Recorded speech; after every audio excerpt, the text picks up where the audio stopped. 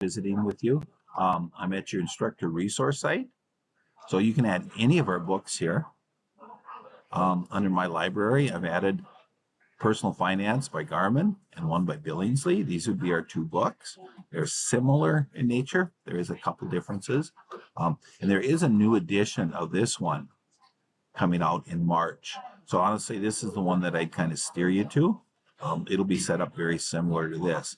If you click here, you can get to one version of our ebook right here and the resources like PowerPoints and test banks and all those things. This one is not ready yet. You notice they have the table of contents, but you can't go into it. It won't be ready until March. If you go to my courses, I've made practice courses. So you can go into these and explore them. They're really quite similar in nature.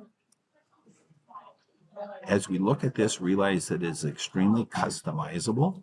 So you can change it and set it up really in any manner that you want. On the left here is what we call the learning path. It's really an ebook with activities interspersed into it. As you do view this, and I'm going to give you a very quick overview, realize you can add things, you can change things, you can make them for grade, make them for practice, etc.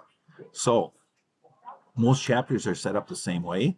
We have an engagement activity at the start, and this is usually a survey or just activity to get people thinking about what's going on in the chapter. We then have the ebook. That's a very nice ebook. It lets you highlight things, add notes.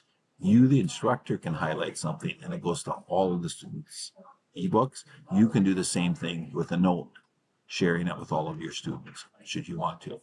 And lastly, it will also read to the students, so they can be on their phone and listen to their book.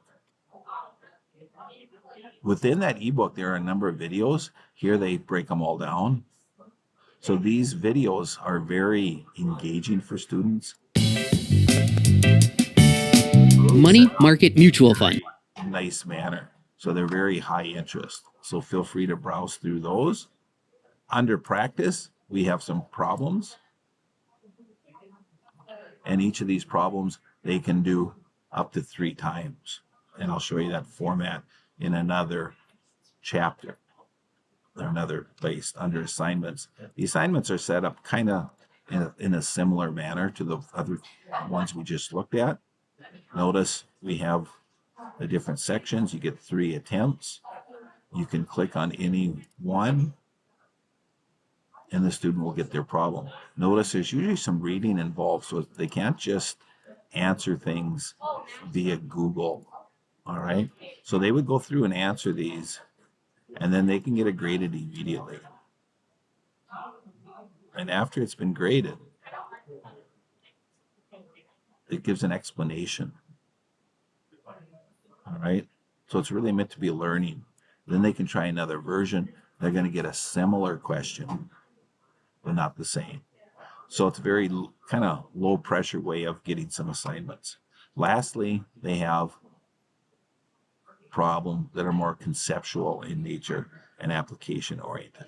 So they get a little bit of everything in all of these problems. So it doesn't matter what chapter you go to, things are set up in pretty much the same way. So feel free to explore. Let me know what you think. Happy to go through it in more detail with you. Have a great day.